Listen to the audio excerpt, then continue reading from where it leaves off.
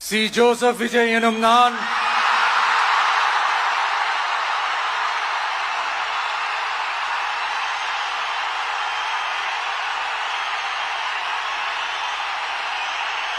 சட்டப்படி அமைக்கப்பெற்ற இந்திய அரசியல் அமைப்பின்பால் உண்மையான நம்பிக்கையும் மாறா பற்றும் கொண்டிருப்பேன் என்றும் இந்திய நாட்டின் ஒப்பில்லாத முழு முதல் ஆட்சியையும் ஒருமையையும் நிலைநிறுத்துவேன் என்றும் தமிழ்நாட்டு அரசின் முதலமைச்சராக உண்மையாகவும் உளச்சான்றின்படியும் என் கடமைகளை நிறைவேற்றுவேன் என்றும்